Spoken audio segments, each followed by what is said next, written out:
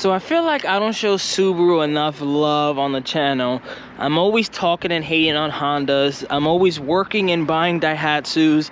I owned a Suzuki before. I've never owned a Subaru Sambar truck. So in today's video, we're gonna go over this 1994 Subaru Sambar DS van. We're gonna go over the interior. I'm gonna show you guys some cool quirks like this. We're definitely gonna test drive it. We're gonna do a highway run as well. So this is a 1994 Subaru Sambar Extra S. Like most of the other K cars, there's a lot of trim models. There's a DS, a DS2. This Sambar also came supercharged. They also made an automatic ECTV model. This one is a non-supercharged 5-speed model. The VIN is KV3. I believe if it's supercharged, it's KV4. If any of my Sambar homies are watching this, I never own a Sambar, so comment below, add some insight to anybody who's watching this video. We're all friendly on the Wait for the Fame channel. But the quickest way that I tell if a model is supercharged is that right here in the cluster, it would say supercharged in the middle, and this one doesn't have it. Something I learned recently on these vans is that some of them are actually full-time four-wheel drive.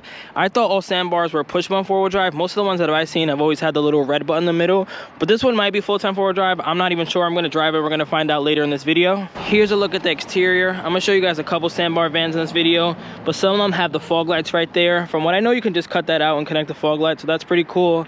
It has dual sliding doors like most K vans.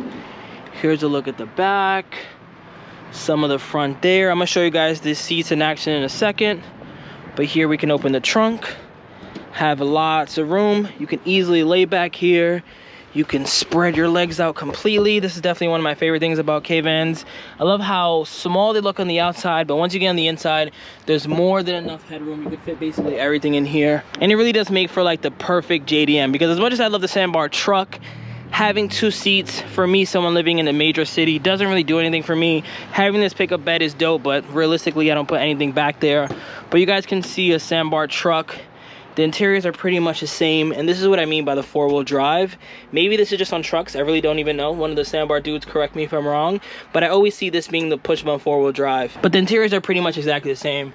You can see everything looks exactly the same. Same AC, same cluster, same not supercharged. But let me show you guys some other Sambars. So here's another Subaru Sambar. So this guy is called the Classic. This one has kind of a complete different interior. They put like this little suede in here. The cluster is a little different as well, but everything else is pretty much the same. This one doesn't have a rear window either, because apparently these are really used for businesses and work. So they would advertise their business here. A lot of people still do that now when they import them, but I'll put like a big Wait for the Fame here, and this would be like my advertisement truck. JDM Hawaii loves these. There's like 10 of them on the lot right now. But this is another Subaru Sambar van. This one just happens to be called the Classic. Along with this one, this dude's probably watching this video right now, but here's another Subaru Sambar Classic. This one still has the decals on it, which is pretty cool. Subaru Classic, produced since 1994. Here's another look at the interior. Again, like the suede seats. This one happens to have like a gray suede instead of like the brown like the other one. But again, look at this shift knob. No push-button four-wheel drive, but I believe it's full-time four-wheel drive. Not 100% sure, but it probably is. And then here's another Subaru Sambar van. This one happens to be a parts truck, but I can show you that in the front, this one was an automatic. This guy also is not supercharged.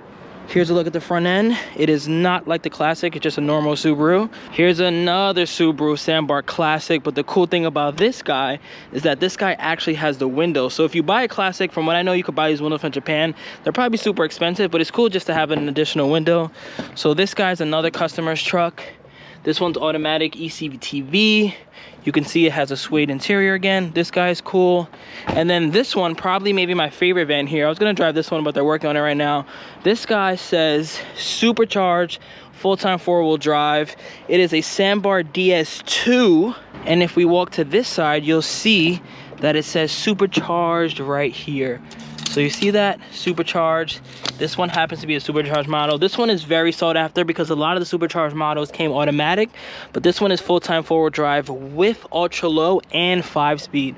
So this is like a fully loaded, even power windows. I didn't even realize that, but even front power windows. This one is a fully nice decked out van. Of course, you have the famous roof that everybody loves. This, look, even with the fog lights. Remember I told you guys some of them come with fog lights? This one is like fully loaded. This 92 is sick. Now let's get into the interior. So back here, there's surprisingly a lot of room. The passenger seat is a little forward, so I have a lot of leg room, but I was just driving this earlier, and this is how much leg room I have. There's a tremendous amount of headroom, even if this is closed. more than enough room. That's not something to worry about when you get a Kei van.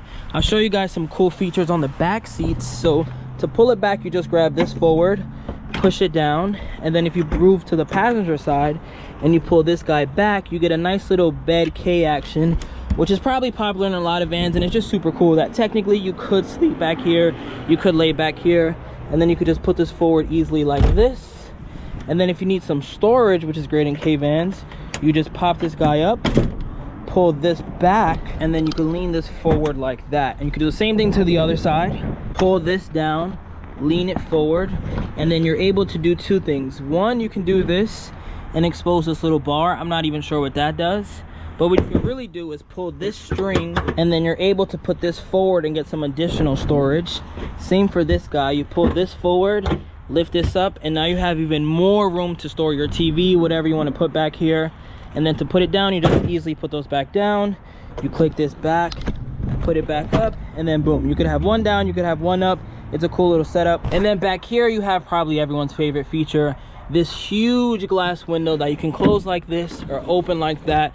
The bun is up there, but they're working on fixing this guy, but I can show you how this one opens. So you would just pull this down, snap it back into place like this, and then if you wanted to close it, you do the same thing. And then to open it, you just pull this, go up, and then lock it into place like that.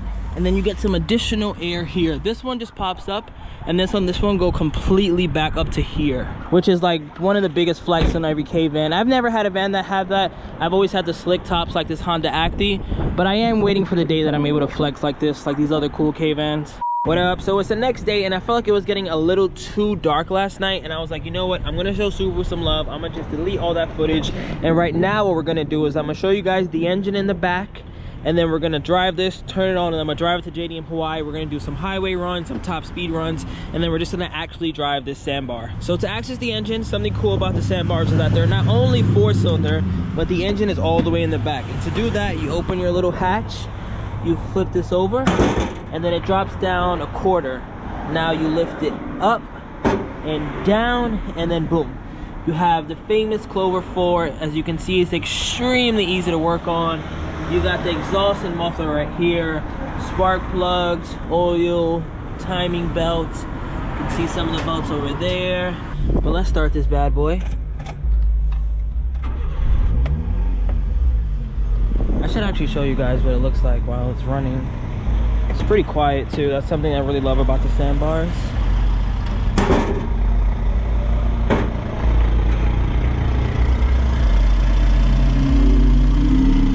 Their other access point right here. You don't only have the engine there. You open this to actually do real things. Back here is just kind of just to show.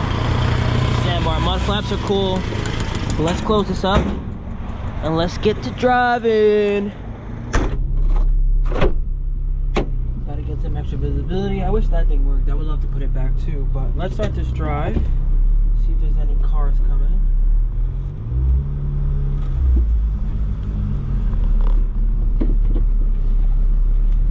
Power steering, but at least the engine's in the back, so it's a little easier. Currently at a red light. Let's go into first to about 20. Now I'm in second to 30, third to, I'm assuming this 1, 2, 3 must be the automatic transmission, because I'm in third right now and there's no way I could be in second all the way to 40. I mean, I could, but there's no way that that's what they're promoting. But I'm currently in third.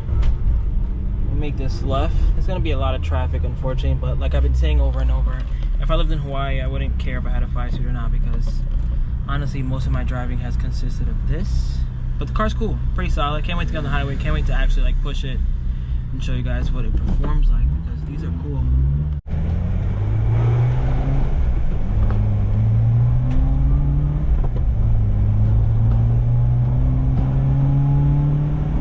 Currently in third.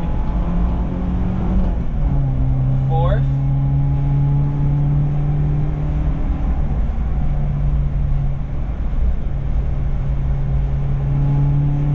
Alright, let's rev fourth out. Fourth all the way to car in front of me, but I probably could have went to like maybe 75. Actually no, we might have some more straightaway ahead of us. No, still in fourth. Still feel really good though, feel smooth. nice and solid, nice and planted. Like I was mentioning, there's something about the Subaru. Someone that has a Subaru, please comment below. What is it about the suspension? What is it about the suspension that makes these so planted and makes them so comfortable in comparison to the other K vans and K trucks? Like when I drive this, I don't really feel like I'm in a K van. I feel like I'm in a full-size van because it feels so, doesn't feel like as light and as K and as like, you know, me doing this with my body and the whole truck going back and forth. It doesn't feel that way. There's something about these. I don't know. I guess I should have looked it up. But someone comment below. What is it? Because I love it. I got the AC cranking. Rear wiper works. Front wipers work. This light works. I always wanted a Sambar. I'm going to get one eventually. I'm going to get all the Ks. I want to collect the Ks like Pokemon cards. I want to get all of them. But I could definitely see this in my near future. I haven't had a K-van in a while. I haven't had a K-truck in a while. And this summer, when it gets nicer outside and I'm actually able to like work on them, wrench on them, paint the calipers, paint the bed, maybe wrap it, do a bunch of fun stuff, get the seats reupholstered. I want to do all that this summer. It's just a little cold right now. That's why I've been traveling all over and making this type of content. But trust me, look at the stage here. Trust me, once it gets warmer, I'm ready to start buying some K-trucks and K-vans and doing some really fun builds. Approaching the freeway now. Let's turn off the AC. Let's absorb all this horsepower. I am currently in second. Second all the way up to 35. Third all the way up to, I'd say 55 doesn't sound terrible. I might be able to go all the way to 60. Like right now I'll shift. I'm in fourth now. I'm in fourth. First time driving a 5-speed K car in a while. But alright, we're in fourth. Let's move over. You know, we got all these ponies. Currently going 80 at fourth. Doesn't sound terrible. I could go more. Like, look. Alright, now it's starting to scream. So 85 is probably the max of fourth. And now we're in fifth. We're in the big boy gears. I know this thing could easily go to 100. I'm not even stressing it. Like, I'm at 100. This is how I look. Zero worries, taking turns. I don't even know if it's four-wheel drive or not. I can't really tell. Honestly, it feels like it's rear-wheel drive, but currently going 100, chilling at 100. Like when it comes to K-vans, especially a four-cylinder Clover 4, you can chill. I would do 100 kilometers for 2 hours straight. I would go on a road trip like this, chilling. The car does not seem like it's screaming. If I had an RPM gauge, I'd probably be around like maybe 4-ish. Red line is, let's say, 8, maybe even 7. But I don't feel bad. The car doesn't feel bad at all. It feels smooth. Certain K cars, you go that speed and you're like, this one feels nice and planted. You know what? Let's go around this Tesla. I was gonna chill, but let's go around. Let's see if we can hit 110, how it sounds. Still going 100. Taking turns going 95 miles per hour. I mean kilometers, by the way. While we wait for some space, if I was trying to drive this car smart and conservatively at 80 kilometers an hour, which I'm currently going, it feels great. It's not screaming. This is definitely a nice chill point. You want to drive this speed for a long time. Maybe maximize your engine's life. I can see that. Me though, if I'm driving this every single day and this is my daily, I got to be at least at 90. But even at 90, if you can't really hear much probably because the engine's all the way in the back. But even now, doesn't sound bad. And then my foot is semi on the gas. If I actually put it all the way down, even uphill, you can see we can get to 95. We can get to, we're going uphill still, but we can get to 100.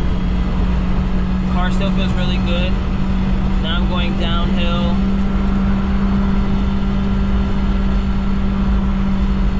Alright, I'll say yeah, 110. 110's a max. At 110 I don't really feel that good. And my Bravo that was dual overhead cam, this is single overhead cam. My Bravo that was dual overhead cam, 3-cylinder, but 15 valve, I can go 120, and it sounds like how this sounds at 100. I think every dual overhead cam, this is a fun fact, this is a Nicholas, wait for the fame tip. If you're looking to buy any single K car, doesn't matter what it is, if it's dual overhead cam, it's faster. I don't care if every single horsepower is 64, if it's dual overhead cam, it's faster. Every single dual overhead cam that I've ever driven, every K has been significantly faster. The red lines are just obviously less because it's dual overhead cam. It's just common sense. I can't wait till more of them are like this. But this guy, 70 kilometers, 75, it feels good. It feels nice and smooth, nice and planted. But at 110, it starts to feel like, all right, now I'm really pushing it. And my Bravo, that was full-time four-wheel drive at that. I'm honestly, I still don't really know if this four-wheel drive or not. Like, it feels like it is, but I really don't know. But in my Bravo, I was able to go 120, no problem at all. If you guys seen my endless road trip videos I did in that van, if you haven't, click the corner right now. But my Bravo could do it. The Sambar, not so much. Whipping it in the Sambar. Driving a JDM Hawaii. Very great engine though. Do you hear this?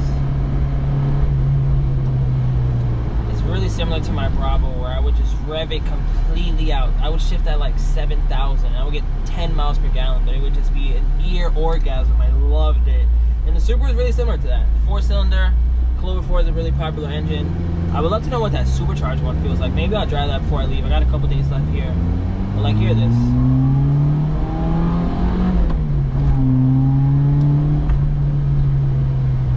Come on. So I'm probably gonna end this video here. Let me know how you guys feel about the Sambar, man. I definitely think it's one of the top 2 vans. I think my favorite van, I'm a little biased, is probably the Mitsubishi Bravo. It has the same Super Aero roofs. Some of them come turbo, some don't. But after owning that van for like a year, that's definitely my 1, 2. And then 2 or 1 would be the Subaru Sambar, like that gray one we saw. Supercharged, power windows, still has a cool roof, fog lights, all that stuff. And probably just as fast as the Bravo, if not faster. So I'll probably end this video here. About to go to JDM Hawaii. Let me know what you guys think about the Sambar van. Definitely gonna get one soon. Definitely having a great time here, and I'm still gonna drive some more cars. So if you haven't already, subscribe to the channel. Peace. Remember the name. This is way before the fame.